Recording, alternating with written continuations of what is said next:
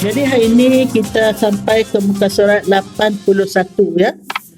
Di bawah tajuk ganjaran syurga untuk yang menyantuni anak perempuan. Jadi tajuk ini menggambarkan bahawa Islam ini begitu perhatian pada khususnya golongan-golongan yang tertindas, kelebihan orang yang mencari ulama. Dan memang ada cerita lah ya, apabila satu orang nak masuk syurga, nak dimasukkan ke neraka kerana dia punya sebelah kiri lebih berat daripada sebelah kanan, akhirnya di tengah jalan Allah panggil balik. Ingat tak saya dah cerita? Dah ada, tak payahlah cerita. Betul lah, tak ada. Aku cakap tak ada cerita. Ya? Aku suka cakap tak ada cerita. Kalau tak ada cerita, tak ada cerita. Kalau cakap tak ada dah tak nak cerita. Memanglah kalau dah tahu tak payahlah cerita. Dia nak tahu kan? Ada kan? Ada perlu ke? Perlu ulang. Jadi bila dia di tengah jalan nak dibawa ke neraka, Allah perintah panggil dia sekejap balik. Allah tanya, kok ada sedikit kebaikan untuk menjadi bukti untuk membolehkan dia ke syurga. Nombor satu, Allah tanya, pernahkah engkau berada di majlis ilmu? No. Pernahkah engkau berjalan selangkah ataupun dua langkah dengan orang berilmu? No. Pernahkah engkau makan sesuap ataupun dua suap dengan orang berilmu? Pun tidak. Pernahkah engkau berjiran dengan orang berilmu? Tidak. Adakah nama engkau ada sama dengan orang-orang alim? Tidak. Jadi akhirnya, adakah engkau mengasihi satu orang tu yang cinta pada orang yang berilmu? Yang tu ada. Yang tu ada. Dia kasih pada orang tu yang cinta kepada ulama, orang alim. Jadi kasih dia kepada seorang yang mencintai ulama pun merupakan suatu kebaikan yang Allah iktiraf untuk memaafkan dia dan menukar daripada hukum ke neraka dan dimasukkan ke syurga. Jadi itulah. Dan banyak sebenarnya hadis-hadis yang memberi kita rangsangan untuk kita mencintai ulama, mencari ulama dan mendekati ulama dan kita berkhidmat pada ulama. Sebab itu orang zaman dulu dia arif tentang ini. Sebaik saja Rasulullah SAW sampai ke Madinah, datang Ummu Anas kan? Ummu Anas kan yang dia bawa Anas bin Malik untuk berkhidmat free of charge kepada baginda Rasul sallallahu alaihi wasallam selama 10 tahun free of charge.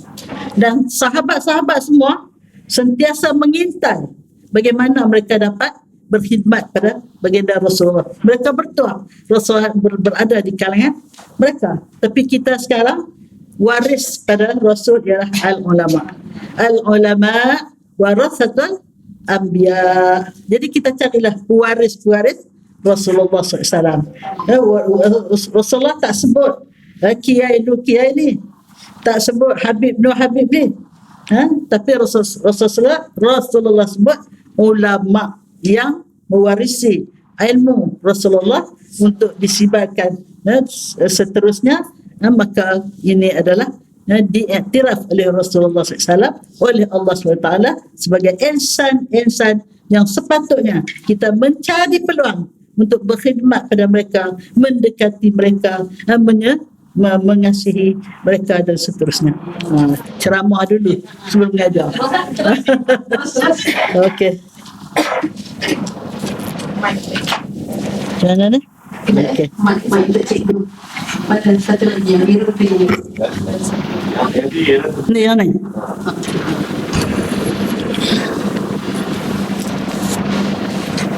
Minta maaf pasal kita berceramah dulu. Okey, boleh start ya? Boleh. Assalamualaikum warahmatullahi wabarakatuh. Bismillahirrahmanirrahim. Alhamdulillahirabbil alamin. Wassalatu wassalamu ala asyrafil anbiya wal mursalin wa ala alihi wa sahbihi ajma'in. Allahumma zidna ilman nafi'an warzuqna fahman la yazul. Allahumma iftah lana futuhal arifin wa faqihna fid din. Allahumma arina al-haqqa haqqan warzuqna ittiba'ah. Ya Allah, ya Tuhan kami, tunjukkanlah kami yang benar itu, berilah taufik hidayat, berilah kekuatan untuk kami mengikuti kebenaran. Wa arinal batila batilan warzuqna ijtinabah. Tunjukkanlah kami yang salah itu salah dan berilah kami kekuatan untuk menjauhi kesalahan tersebut. Allahumma a'inna ala zikrika wa syukrika wa husna ibadatik wal jihad fi sabilik bi amwalina wa anfusina ya Rabb. Allahumma ja'al jam'ana hadha jam'an marhuma wa tafarruqana min ba'dihi tafarruqan ma'suma. Rabbana atina fid dunya hasanah wa fil akhirati hasanatan wa qina adzaban nar wa qina adzaban nar wa qina adzaban nar wa adkhilna al-jannata ma'al muqarrabin wa adkhilna al-jannata ma'al muqarrabin wa adkhilna al-jannata ma'al muqarrabin ya aziz ya ghaffar ya rabbal alamin. Wa sallallahu ala sayyidina Muhammad wa ala alihi wa sahbihi ajma'in. Subhana rabbika rabbil izzati amma yasifun wa salamun alal mursalin walhamdulillahi rabbil alamin. Taqabbalallahu minkum. Apa khabar kekasih-kekasih Allah semua? Mudah-mudahan semua kita di dalam rahmat dan kasih sayang Allah Subhanahu wa taala, dan termasuk di kalangan mereka-mereka yang sedang dinaungi dan didoakan oleh para malaikat rahmat untuk kita, ya, insya-Allah. Jadi hari ini kita sampai ke muka surat 81, ya. Di bawah tajuk ganjaran syurga untuk yang menyantuni anak perempuan. Jadi tajuk ini menggambarkan bahawa Islam ini begitu prihatin pada khususnya golongan-golongan yang tertindas. Kalau kita baca sejarah kehidupan manusia yang tidak mendapat petunjuk dan hidayat daripada Allah Subhanahu Wa Taala, mereka meletakkan golongan wanita, anak-anak perempuan ini sebagai makhluk yang hina pada pandangan mereka. Ada yang meletakkan sama taraf dengan makhluk-makhluk berkaki empat tu, sama dengan kambing, sama dengan kerbau semua. Dan ada yang meletakkan sebagai makhluk yang tidak suci, tidak bersih, makhluk kotor yang tak layak untuk sebaris dengan mereka. Dan yang lebih dahsyat lagi, ada makhluk, ada kumpulan-kumpulan yang meletakkan wanita itu tidak layak hidup setelah suaminya mati. Andainya suaminya mati, mayat suaminya akan dibakar, maka isterinya perlu dibakar bersama dengan suaminya yang akan dibakar. Yang suami itu mati, dibakar. Yang isteri ni hidup-hidup, dibakar bersama dengan mayat suami yang dia tak layak lagi hidup setelah suaminya mati. Alangkah dahsyatnya nasib wanita. Sebab itu Islam datang, di antara lain yang diperjuangkan oleh baginda Rasulullah SAW, menyelamatkan manusia daripada menyembah berhala, menyembah patung, menyembah dewa-dewa dan sebagainya, tetapi menyelamatkan asnaf al-mazlumin, golongan yang dizalimi, sama ada lelaki ataupun perempuan ataupun golongan hamba yang diperhambakan oleh orang-orang yang kuat pada masa itu, dan juga khusus golongan wanita. Diangkat tarafnya setaraf dengan lelaki. An-nisa syaqaiqur rijal. Baginda bersabda, wanita adalah syaqiq. Syaqiq ni kalau buah apple tu dia belah dua. Belahan dengan lelaki. Maksudnya sebelah kanan lelaki, sebelah kiri perempuan. Boleh jadi sebiji apple kan kalau sebelah saja. Sempurna tak apple tu? Tak sempurna. Sempurnakah seekor burung kalau dia ada sayap sebelah saja? Boleh terbang tak? Tak boleh terbang. Jadi itulah. Dia angkat taraf wanita. Bahkan di setengah-setengah tempat lebih mulia daripada lelaki. Sebab itu al-jannatu tahta aqdamil mahaj. Oh, tak pandai sambung. Syurga di bawah tapak kaki ibu. Apa maknanya? Junjung ibu kamu. Hormati ibu kamu. Ummaka, ummaka, ummaka. 3 kali Rasulullah ulang. Siapa yang patut dihormati? Tak nampak. Okey. Siapa yang patut dihormati? Ibu kamu, ibu kamu, ibu kamu. Summa abaka. Atau kamakal. Mak, baru bapa. Pada keadaan ini, sebagai seorang ibu, dia mendapat taraf lebih tinggi daripada seorang bapa. Tapi bukan maknanya boleh mengabaikan bapa. Tetapi menunjukkan Allah angkat taraf wanita lebih lagi bila wanita itu bergelar seorang ibu. Karena ibu menghadapi kesusahan demi kesusahan, kepenatan demi kepenatan untuk daripada mula dia mengandung sampai melahir sampai menyusu. Lepas 2 tahun setengah pun banyak lagi masalah yang akan dihadapi oleh seorang ibu untuk membesarkan anak. Kalau anak lelaki, apatah lagi. Maaflah, yang lelaki ada dalam majlis ni. Dengan kenakalannya, rumah saya jadi padang bola. Cucu lelaki 3 orang. Hak perempuan pun jadi lelaki juga. Main bola lah rumah. Tak cukup ruang, dia tolak kursi-kursi semua ke tepi. Nak selesakan jadi padang bola. Jadi kita kena sabar. Kena bijaksana untuk melayan mereka, untuk memimpin dan mendidik mereka. Sebab itu ibu lebih power dalam mendidik anak-anak daripada bapa. Sebab itu kalau kita lihat sejarah para nabi dan rasul, boleh dikatakan majoriti, boleh kata semua ke, kesyakat majoriti semua sekali di bawah didikan ibu. Apatah lagi lah insan yang paling mulia baginda Rasul sallallahu alaihi wasallam. Bapa sudah dijemput Allah ketika dalam kandungan, tak dapat melihat pun wajah bapa, maka ibulah yang mendidik dia, daripada ibu kandung kepada ibu susuan dan kepada datuk yang menjadi pengganti ibu dan seterusnya, kepada bapa saudara yang isteri bapa saudara tu sangat-sangat menyantuni baginda Rasul sallallahu alaihi wasallam. Seterusnya kepada Sayyidatuna Khadijah yang telah menjadi sebagai seorang isteri yang sangat setia, yang sangat-sangat menyayangi baginda Rasulullah, ditatang Rasulullah seperti menatang minyak yang penuh. Begitulah bertuahnya Rasulullah, walaupun seorang yang anak yatim tetapi mendapat kesayangan yang begitu hebat. Sebab itu dalam buku kita ni, salah satu gigi kunci syurga ialah hubbul masakin, cinta kepada anak yatim, cinta pada orang miskin, orang yang dhaif. Itu bagaimana Islam ini memberi perhatian khusus pada mereka-mereka yang tertindas, termasuk anak perempuan. Inilah tajuk kita hari ini. Okey, silakan. Saya baca dia punya ni dulu ya. Hari ni saya lupa hari Khamis. Pagi tadi lepas subuh Khamis hari ni.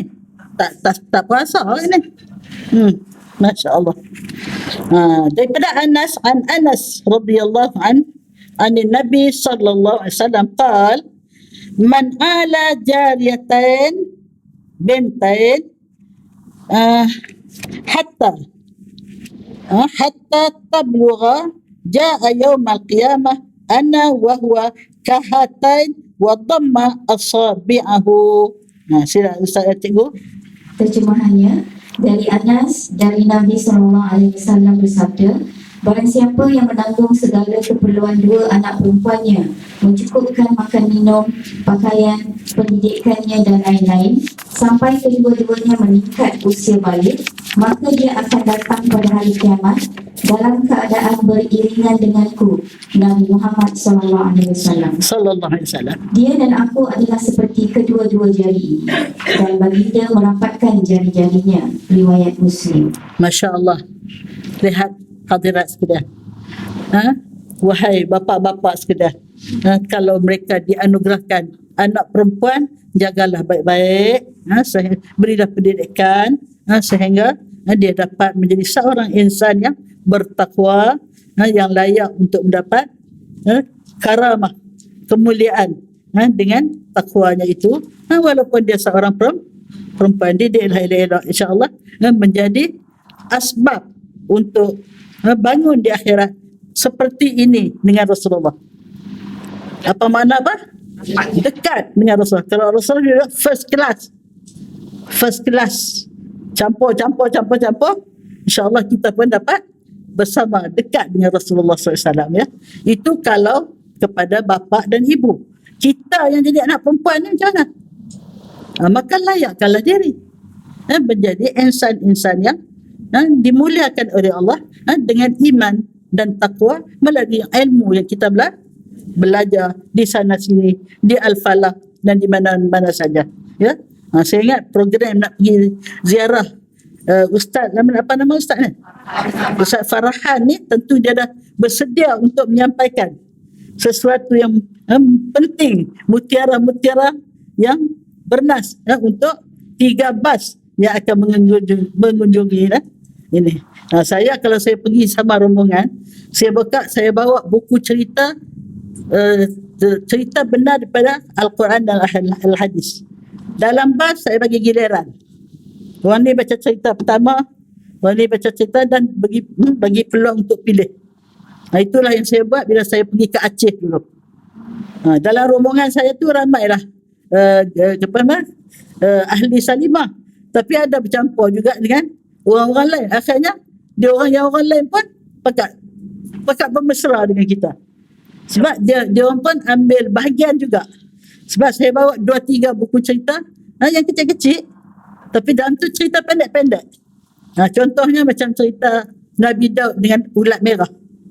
Ingat tak? Hangguk-hangguk tu ingat lah tu. Ingat tak cerita Nabi Daud dengan ulat merah? Lupa dah. Satu hari Nabi Daud tengah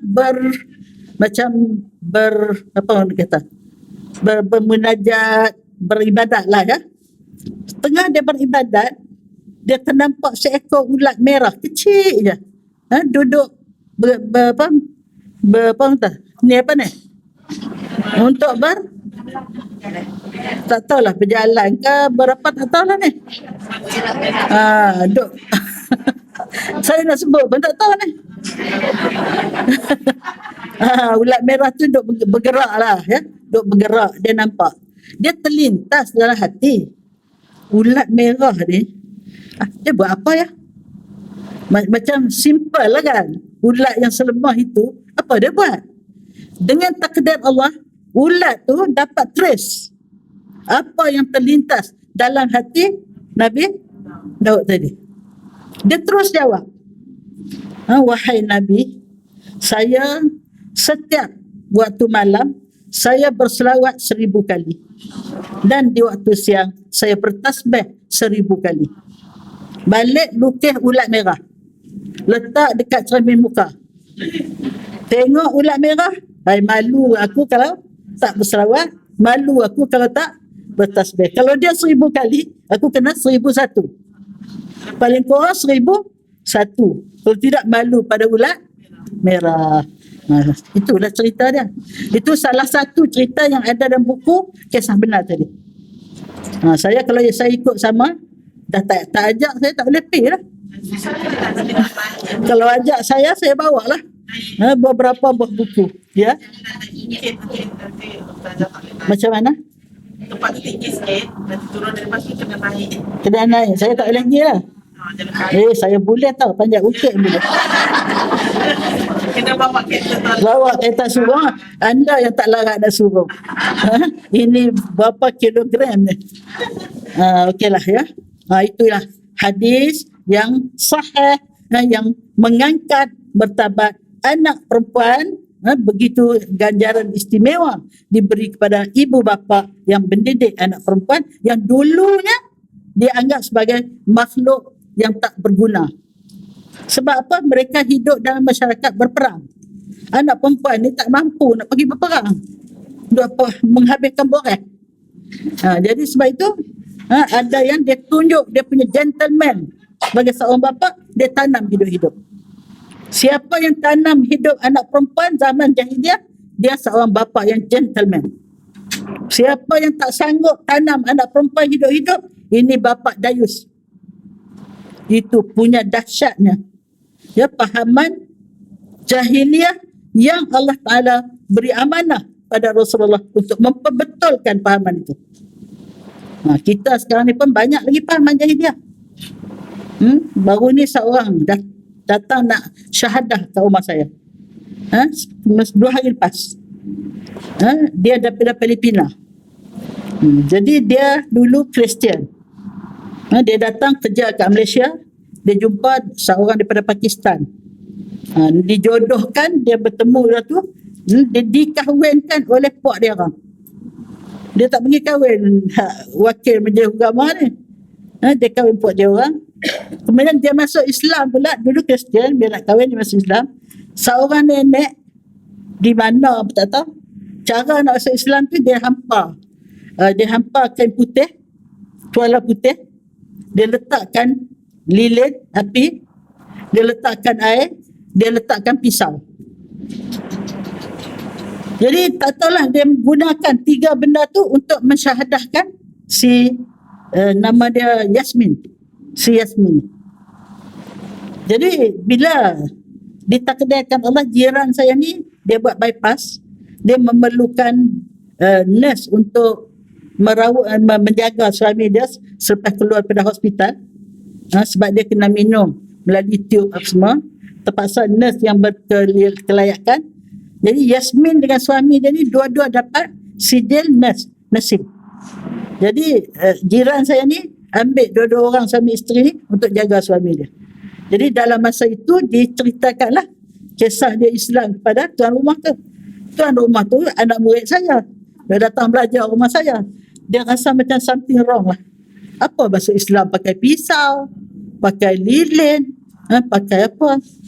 Kemudian ada satu upacara yang saya pun malu nak cerita di sini. Upacara yang sulit dilakukan pada Yasmin tu. Akhirnya tuan rumah tu bawa ke rumah saya lah 2 hari lepas. Dia suruh syahadah semalam. Maka saya pun syahadah semalam lah. Yasmin tu. Ini nak cerita bagaimana bila Rasulullah dihantar oleh Allah ke dunia ini nak membasmikan segala karut marut ni. Benda yang karut marut kalau takat tu sikit taklah berapa berbahaya. Tapi kalau karut marut sampai menganggap perempuan ini tak berguna, perempuan ini anak yang membawa sial pada keluarga, ini sudah melampau. Dan kalau kita baca kisah Saidina Umar pun, masa dia belum masuk Islam, dia juga pernah menanamkan anak perempuan yang sudah agak besar, bukan yang baru lahir, yang sudah boleh bercakap-cakap, yang sudah boleh berbual-bual. Masa dia korek nak tanam anak dia tu, anak perempuan pun tolong. Bila pasir tu lekat pada janggut-janggut dia, pada baju-baju dia, anak perempuan tu buang, tolong sapu. Bila cukup dalam, dia tolak anak perempuan tu, menjerit sampai habis suara. Dan tertimbus anak itu. Sebab itu bila Sayyidina Umar memeluk Islam, dia menangis, merasa sangat berdosa bila dia melakukan kezaliman pada anak dia sendiri, sampai dikatakan berlorah di bawah mata dia tu, tanda laluan air mata yang tidak putus-putus. Dia menyesal yang teramat sangat di atas kebodohan dia semasa dia belum memeluk Islam, belum mendapat cahaya nur Islam untuk menyuluh hidup. Jadi Islam adalah nur untuk menyuluh hidup kita. Matahari adalah nur untuk menyuluh supaya kita dapat melihat benda. Tapi agama Islam, ilmu Islam adalah nur untuk menyuluh hidup kita supaya kita dapat melihat antara hak dan batil. Minta maaf lah, semangat sikit. Dia makin tua makin semangat rupanya. Okey, silakan cikgu. Islam datang dengan meletakkan kedudukan anak perempuan seperti anak lelaki. Dalam hal ini merupakan pemberian dan kurniaan Allah yang diberikan kepada sesiapa sahaja yang dikehendaki daripada kalangan hamba-Nya. Al-Quran menjelaskan bahawa sesungguhnya sebahagian daripada anak perempuan itu lebih besar pengaruhnya daripada anak lelaki, seperti kisah Maryam puteri Imran. Dia dipilih oleh Allah dan disucikan melebihi wanita lain di seluruh alam semesta. Ya. Tahukah Maryam ni oleh kerana bagaimana dia menderita dituhmah oleh masyarakat pada masa itu, yang dia ni sejak dia dilahirkan, dia diletakkan di masjid, dijaga oleh Nabi Zakaria. Mengikut ceritanya Nabi Zakaria masa itu tak ada anak, dijaga tu. Mana dia daripada kecil sampai besar sampai remaja duduk di masjid beribadat. Sebab mak dia niat kan, mak dia nak kalau dapat anak, nak suruh anak ni jadi orang yang berkhidmat di masjid. Tiba-tiba anak perempuan, macam mana nak khidmat macam anak lelaki? Tapi dia tetap juga dia letak di masjid. Jadi bila dia mengandung pada Nabi Isa sedangkan dia tak berkahwin, bayangkanlah bagaimana tuhmahan yang dihadapi oleh Siti Maryam, yang menyebabkan kesabaran dia itu, dia diletakkan sebagai wanita pertama dan antara 4 wanita utama syurga. Ingat siapa 4 wanita utama syurga? Siti Maryam, Asia, Sayyidatuna Khadijah, Fatimah Az-Zahra. Itu 4 wanita utama yang patut kita baca sejarah mereka dan hayati, contohi apa-apa yang sepatutnya kita melayakkan diri untuk menjadi, bukan wanita utama ya, untuk menjadi wanita syurga yang akan menjadi puan, Tuh Puan, Puan Sri kepada siapa? Kepada bidadari. Inilah wanita syurga, dia lebih hebat daripada bidadari di syurga. Tetapi mesti kita syurga, kita layakkan diri dari sekarang dengan ilmu, dengan iman, dengan akhlak, dengan taqwa, insya-Allah. Dan satu lagi, kadang-kadang anak perempuan dia lebih memberi khidmat yang terbaik kepada ibu bapa dibanding dengan anak lelaki. Banyak pengalaman saya. Sekarang ni saya ada cucu saudara. Cucu saudara ni dia ada abang dia. Bila bapa dia sakit keseorangan, mak dia sudah meninggal, dapat pula penyakit macam-macam, dah umur 80 lebih. Anak lelaki tak ambil tahu pun. Bukan setakat tak datang pun, duit pun tak bagi, tanya khabar pun tidak. Bapa dia telefon pun kadang-kadang dia tak jawab. Anak perempuan ni lah. Tapi nasib anak perempuan ni ujian untuk dia. Bapa ni seorang yang macam orang kata banyak perangai. Banyak serungai. Dia menangis kat saya. Dia panggil saya Tok Lang. Nabas, macam mana Tok Lang? Dia tekan anak perempuan ni sampai anak perempuan ni macam tak dapat menjaga dia. Tapi saya kata sabarlah. Dah abang awak dah singkirkan bapa awak. Jadi kalau awak pula tak ambil tanggungjawab, bapa awak lebih menderita. Nak harap Tok Lang pun orang pun tolong, orang tolong pimpin. Makan minum pun orang tolong masak, tak mampu. Cuma untuk nak tolong dari segi kebendaan, keuangan tu boleh lah. Jadi itulah. Anak perempuan kadang-kadang lah, maaf ya saudara lelaki yang ada di sini, kadang-kadang anak perempuan dia lebih prihatin, dan dia kadang-kadang dia sanggup menghadapi qarinah bapa dia yang bapa ni pun saya tak tahu nak cakap lah, macam akal tu dah tak penuh lah. Kesian ke anak ni, dia sanggup tinggal suami dia, anak dia datang ke rumah bapa dia tu untuk nak menyantuni bapa. Yang bapa tu, ya Allah, sabar je lah saya kata. Berdoalah pada Allah supaya Allah permudahkan urusan ni. Jangan sampai terjadi anak Durhaka. Kadang-kadang dia rasa macam nak nak lawan. Itulah ya. Itulah. Silakan cikgu. Kita sampai pada firman Allah ya. Ini Allah SWT berfirman, A'udzubillahi minasyaitanirrajim. Lillahi mulkus samawati wal ard.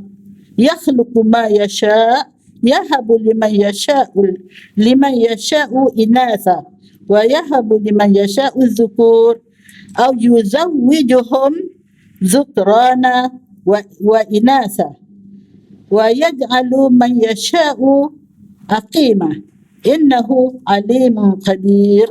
Sadaqallahul azim. Terjemahannya, bagi Allah jualah hak milik segala yang ada di langit dan di bumi. Dia menciptakan apa yang dikehendakinya. Dia mengurniakan anak-anak perempuan kepada sesiapa yang dikehendakinya dan mengurniakan anak-anak lelaki kepada sesiapa yang dikehendakinya. Atau dia mengurniakan mereka kedua-duanya, anak-anak lelaki dan perempuan. Dan dia juga menjadikan sesiapa yang dikehendakinya mandul.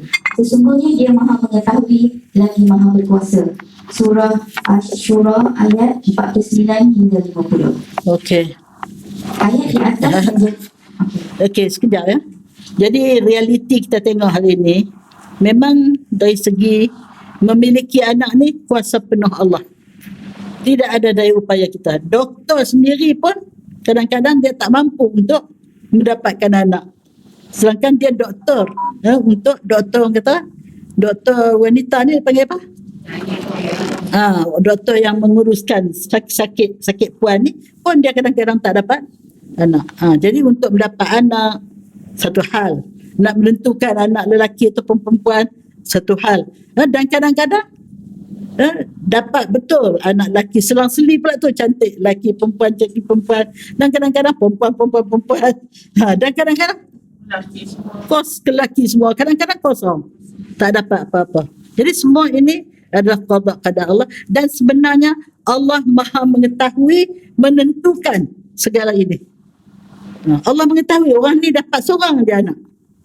Andainya dia dapat lebih pada tu, ada something tak berapa sesuai dengan cara dia dan sebagainya. Jadi sebab itu kita kena redha bima yuqaddiruhullah. Ini adalah 1/4 daripada sifat orang bertakwa. Ada 4 sifat orang bertakwa. Al-khawf minal jalil, wal amal bit tanzil, wal ridha bil qalil, wal ridha bil qalil. Yang keempat, selalu saya yang keempat, yang akhir ni lupa. Dah sebut dah tadi. Wal ridha bima yuqaddirullah. Ini pun saya dah bagi dah. Lupa juga kan? Yang pertama, sifat ahli orang bertakwa, al-amal bitanzil. Beramal dengan apa yang diturunkan oleh Allah. Apa yang Allah turunkan? Kutub, rasail, wasahaif.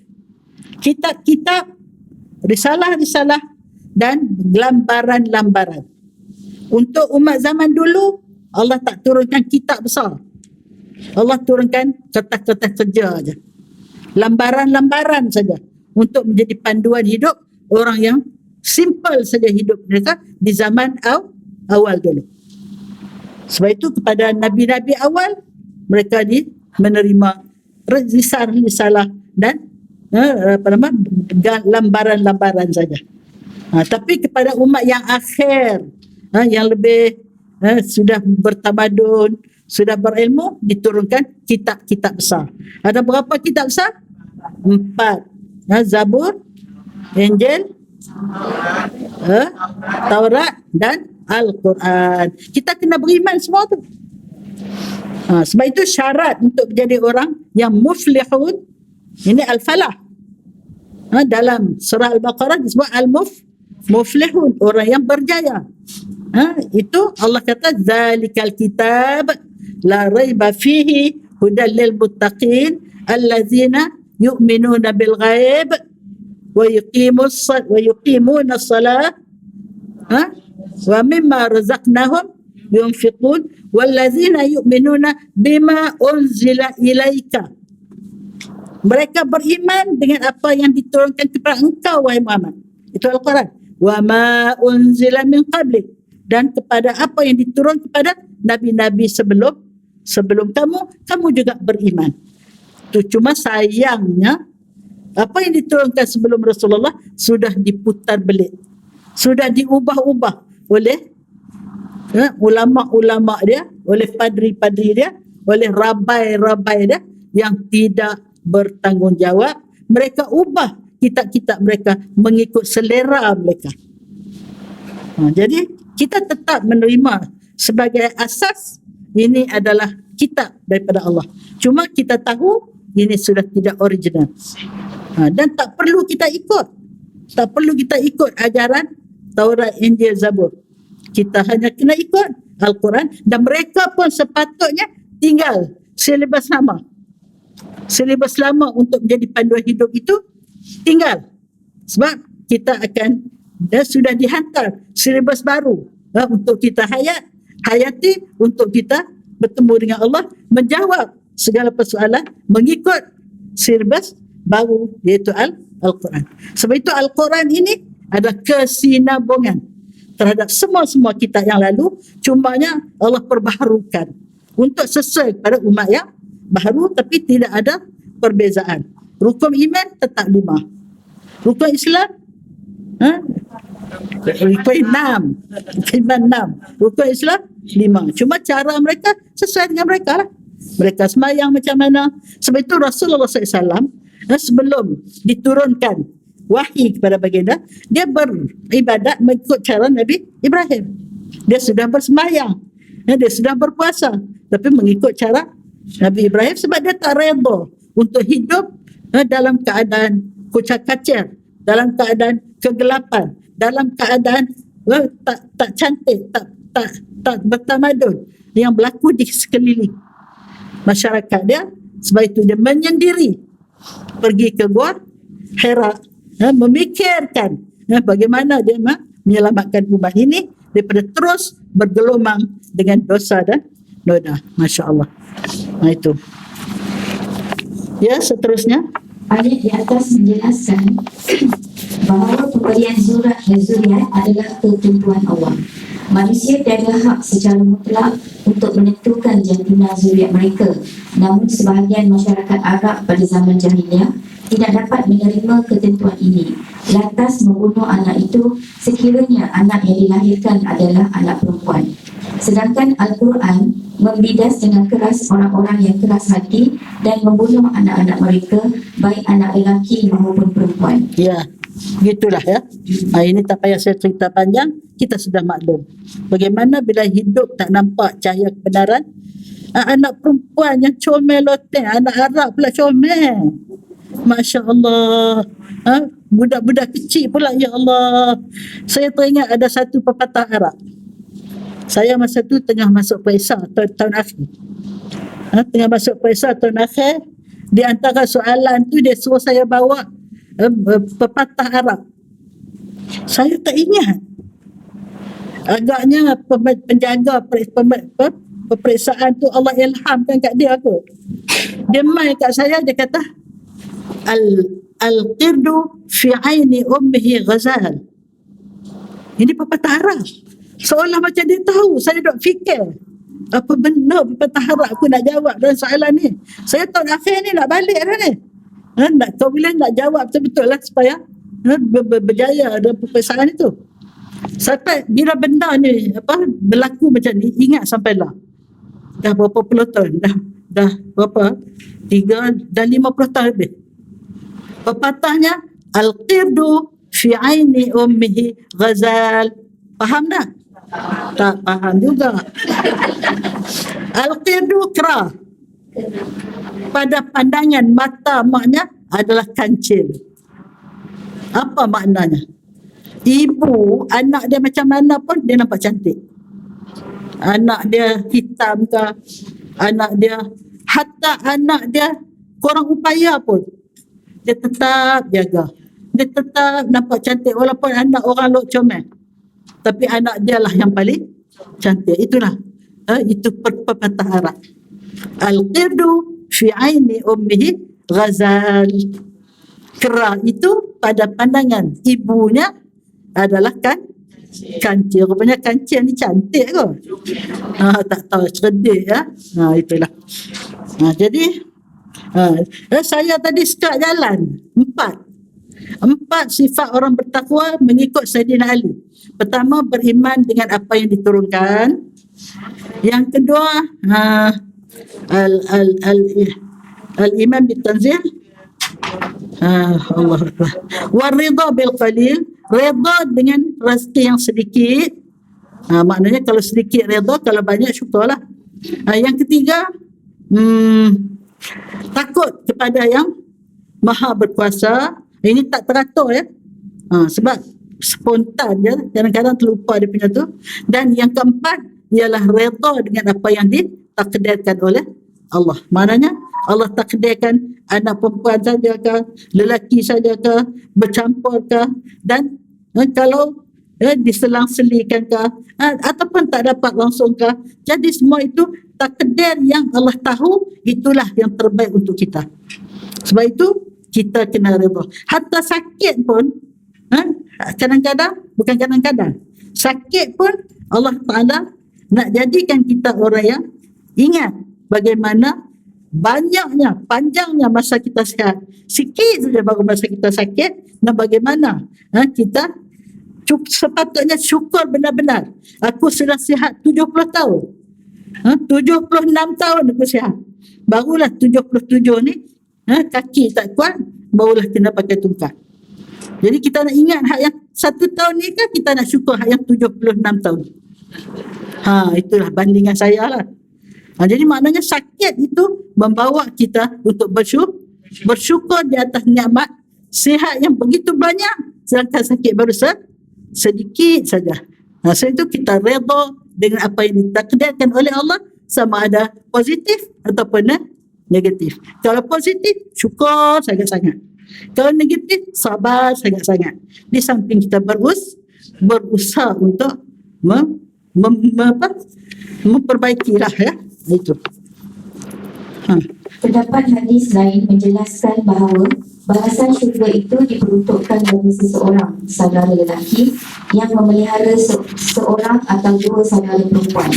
Sebahagian riwayat lain menjelaskan bahawa balasan Allah ini diperuntukkan bagi orang yang berbuat baik kepada anak perempuannya walaupun hanya seorang. Dalam hadis Abu Hurairah, Rasulullah SAW bersabda, siapa yang mempunyai 3 anak perempuan kemudian bersabar atas kesusahan dan kesenangan mereka, maka Allah akan memasukkannya ke dalam syurga dengan rahmatnya kepada mereka. Ada seseorang bertanya, bagaimana jika 2 anak, wahai Rasulullah? Nabi SAW bersabda, ya, 2 anak perempuan juga. Orang itu bertanya lagi, wahai Rasulullah, bagaimana jika seorang anak perempuan? Nabi SAW menjawab, seorang juga. Jadi maknanya jangan takutlah. Kalau 3 itu okey lah. Kalau tak 3, 2 pun boleh jaga elok-elok. Kalau tak 2 pun, walau seorang pun boleh jaga elok-elok. Kalau tak ada, langsung tak ada, jagalah anak yatim. Siapa yang jaga anak yatim? Walaupun dia tak ambil duduk dengan dia, tapi dia membiayai keperluan anak yatim tu, macam kita lah. Ambil anak yatim Afghanistan, anak yatim Syria, anak yatim Palestin dan sebagainya. Kita biayai keperluan dia, insya-Allah dapat macam ni juga. Dengan Rasulullah SAW. Nampaknya kita dah pukul berapa ni? 5 minit lagi lah. Okey, boleh sambung sekali. Kita laju-lajulah ya, pergi habis tajuk ni. Boleh? Jadi sabda Rasulullah SAW an Aisyah radhiyallahu anha aidan qalat ja'atni miskinah tahmilu ibnatayn laha fa'at'amtuha thalathata marat فأعطت كل واحدة منهما تمرة ورفعت إلى فيها تمرة لتأكلها فاستطعمتها ابنتاها فشقت التمرة allati kanat turidu an ta'kulahu bainahuma fa'ajabatni fa innaha apa dia fa'ajabatni sya'nuha فذكرت الذي صنعت لرسول الله صلى الله عليه وسلم فقال إن الله قد أوجب لها بها الجنة أو أعتقها بها من النار. ما شاء الله ما شاء الله. Terjemahannya daripada Aisyah pula katanya, saya didatangi oleh seorang wanita miskin yang membawa 2 anak perempuannya. Lalu saya memberikan makanan kepada mereka berupa 3 biji kurma. Wanita itu memberikan kurma itu kepada kedua-dua anaknya, sebiji seorang dan sebiji lagi diangkat ke mulutnya untuk dimakan sendiri. Tiba-tiba kedua-dua anaknya meminta supaya diberikan yang sebiji lagi untuk mereka makan. Lalu wanita itu membelah buah kurma yang hendak dimakannya itu menjadi 2 bahagian dan diberikan kepada kedua-dua mereka.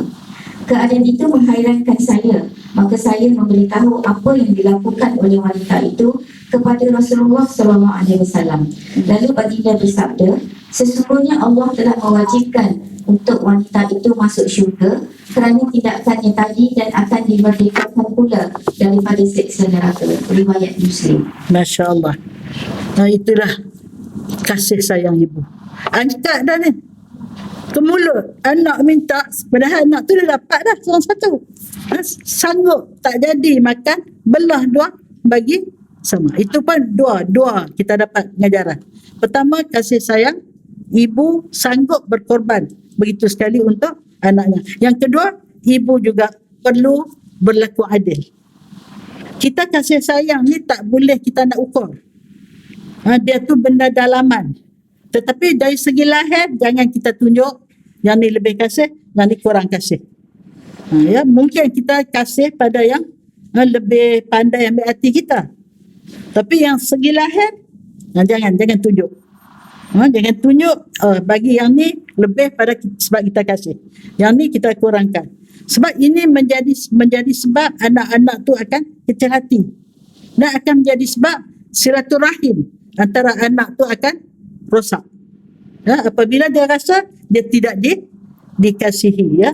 Tidak, inilah yang berlaku kepada keluarga Nabi Yusuf kan. Abang-abang dia rasa dia tak disayangi. Yang Nabi Yaakob tak sayang tu bukan kerana apa, dia orang jahat. Anak ni jahat, adik-adik beradik yang mak lain ni. Kalau tak silap saya, antara 2 mak tu pada masa tu boleh kahwin 2 beradik. Yang hak yang 11 orang, 10 orang. Hak 10 orang ni mak, hak yang kakak tu. Hak 2 orang ni mak yang adik ni. Yang kebetulan hak adik ni bagus. Hak kakak yang mak depan ni pun tak berapa baik. Tak berapa bagus. Padahal 2 beradik tu. Jadi daripada mak pun dah berbeza dia punya akhlak dia. Turun juga ke anak. Anak mak ni punyalah jahat. Anak mak ni punyalah baik. Jadi bapa ni walaupun dia sama rata dari lahir, tapi dia orang dapat trace. Dapat trace yang dia orang ni bapa tak sayang. Sayang kat Yusuf dengan Bunyamin. Akhirnya nak suruh bapa sayang, kita main lempak Nabi Yusuf masuk dalam telaga. Ini pun jadi sebab musabak lah. Akhirnya Nabi Yusuf menjadi apa nama dia panggil pemerintah di Mesir. Dan akhirnya dia orang pergi melutut pula. Minta maaf pula. Yang Nabi Yusuf pun maaf. Tak apa, kamu buat aku maafkan. Ini semua menjadi pengajaran sebenarnya. Semua peristiwa ini menjadi pengajaran kepada kita yang hidup di akhir zaman, dan sengaja Allah cerita kepada Nabi dan kepada umat Nabi untuk jadi pengajaran. Masya Allah, Masya Allah. Allahu Akbar. Okey. Dengan keterangan nas-nas yang sahih ini dan dengan kabar gembira yang terus diulang-ulang ini, maka kelahiran anak perempuan bukanlah beban yang mesti ditakuti, bukan juga kerisaan yang patut dihindari, tetapi merupakan nikmat yang harus disyukuri dan rahmat yang diharapkan kerana ia merupakan kurnia Allah dan pahalanya yang besar. Dengan demikian, maka Islam telah menghapuskan tradisi buruk untuk selama-lamanya. Seorang anak perempuan mendapat tempat yang terhormat sebagaimana yang diungkapkan oleh Rasulullah SAW terhadap putrinya Fatimah. Fatimah adalah sebahagian daripada diriku, meragukan aku apa-apa yang meragukannya. Itu. Apa maksud meragu tu? Meragu tu maksud kalau kamu kecilkan hati Fatimah, aku pun rasa kecil hati. Sebab Fatimah sebahagian daripada aku. Dan Rasulullah ni, dia punya hormat anak dia ni, kalau kata anak dia datang rumah dia, dia bangun sambut. Kita bangun sambut dah anak kita. Kau datang rumah kita. Dia bangun sambut. Sambut Siti Fatimah tu, ajak duduk sebelah dia. Begitu. Begitu juga kalau isteri dia datang di dalam masjid. Ini ada kisah. Kalau tak silap saya, isteri dia yang nama Sofia. Sofia ada hal aku. Dia nak jumpa dengan Rasulullah, dia pergilah dalam masjid. Pada masa tu masjid zaman dulu bukan terang macam ni. Dia pakai pelita ayam tu. Tahu pelita ayam? Li. Akhirnya Rasulullah bila selesai apa yang nak dibincangkan dengan Sofia, dia bangun, hantar balik ke pintu masjid untuk apa nama? Nak bye-bye Sofia ni, hantar. Tapi masa dia duduk tengah berjalan bersama dengan Sofia, ada sahabat tengok dalam gelap-gelap tu. Dia pun katakan, ini Sofia isteriku. Pasal apa? Dia takut orang kata, perempuan mana ni berjalan dengan Rasulullah. Ini isteriku Sofia. Supaya kamu jangan salah anggap, salah faham, jadi fitnah. Jadi kita kena elak daripada fitnah, ya. Tapi fitnah banyak lah ni, payah nak elak. Jadi kalau memfitnah dosa besar, difitnah mendapat pahala besar. Nampak macam mana? Kita tak boleh nak kontrol mulut orang kan, tak boleh kontrol hati orang, tapi orang itulah kontrol mulut dia, kontrol hati dia. Jangan memfitnah. Difitnah tak ada daya upaya, tapi minta Allah Ta'ala jauhkanlah. Okey, teruskan. Kesimpulannya daripada ayat dan hadis di atas, dapatlah kita faham bahawa dalam percaturan hidup ini, Allah merencanakan pelbagai situasi sesuai dengan watak dan sasiah seseorang. Ada orang yang Allah kurniakan anak perempuan sahaja, ada juga yang Allah kurniakan anak lelaki sahaja. Sebagaimana Allah kurniakan anak lelaki dan perempuan, ada juga yang tidak dikurniakan anak, iaitu mandul. Justru seharusnya kita menerima apa yang ditakdirkan untuk kita dengan redha dan faham hikmah di sebaliknya. Itulah ya. Jadi maknanya, kesimpulannya, kita kena redha lah. Ar-ridha bima yuqaddirullah, salah satu daripada 1/4 daripada sifat orang yang bertakwa mengikut definisi Sayyidina Ali. Ini bukan hadis ya. Ini bukan hadis, ini kata-kata Sayyidina Ali. Al-khawf minal jalil wal amal bitanzil wal ridha bil qalil yang wal ridha bil qalil. Yang keempat tu redha dengan apa ditakdirkan oleh Allah. Tapi bukan tu, dia ada cantik, dia punya sajak dia cantik ya. Jadi itulah. Jadi maknanya cantik, ngam-ngam aja kita. Pukul 11:05 kita dah selesai satu daripada jalan untuk masuk syurga tanpa hisap, ialah jaga anak perempuan baik-baik. Jangan kita anak tirikan anak perempuan. Tapi bukanlah makna boleh diabaikan anak lelaki. Anak lelaki kena jaga juga, sebab anak lelaki ini akan menjadi insan yang menjadi ketua keluarga. Andainya anak lelaki kita tidak menjadi anak lelaki yang bertakwa, dia akan mendidik isteri dan anak-anak dia dengan cara yang tidak betul, dan akhirnya dia telah melakukan suatu kesalahan yang akan berterusan hingga 100 tahun ataupun lebih. Ingat tak? Ini kata-kata Imam Ghazali. Tuba liman mata wa matas ma'ahu dhunubuh wal wailu tawil liman mata wa tabqa dhunubuhu mi'ata amin au aksar. Faham tak? Tak juga. Tuba tayyib. Apa tayyib? Bagus. Orang yang mati bersamanya dosanya. Kalau lepas mati boleh perlu sembahyang lah. Lepas mati perlu puasa lah. Habis. Fail sembahyang, fail puasa tutup. Tak dosa dah bila dia tak sembahyang selepas mati. Tetapi ada orang yang berpanjangan dosanya walaupun setelah mati sehingga 100 tahun ataupun lebih. Siapa? Orang yang meninggal anak yang jahat. Anak yang jahat melahirkan cucu yang jahat. Cucu yang jahat melahirkan cicit yang jahat. Cicit yang jahat melahirkan piut. Lepas piut piat. Ya, sambung sendirilah. Jadi sampai 100 tahun pun tak tahulah ataupun lebih. Jadi sebab itu kita kena didik anak lelaki kah, anak perempuan kah menjadi orang yang bertakwa. Di samping menjadi orang yang berkebolehan untuk mencari rezeki halal. Bukan nak takwa saja, makan pun nak juga. Kalau malaikat tak apa, boleh ibadat sepanjang masa, kita nak juga makan. Jadi bagi dia ilmu yang cukup untuk dia hablum minallah, dan ilmu yang cukup untuk dia hidup atas dunia ini. Hasbunallah wa ni'mal wakil. Subhanakallahumma wa bihamdika asyhadu an la ilaha illa anta astaghfiruka wa atubu ilaik. Bismillah walhamdulillah wassalatu wassalamu ala Rasulillah. Ya Allah, ya Tuhan kami, tambahkanlah ilmu kami, pandulah kami untuk menjadi hamba Engkau yang salihah, hamba Engkau yang bertakwa, hamba Engkau yang dapat melahyakkan diri kami untuk mendapat kasih sayang Engkau, mendapat redha Engkau dan mendapat firdaus Engkau insya-Allah.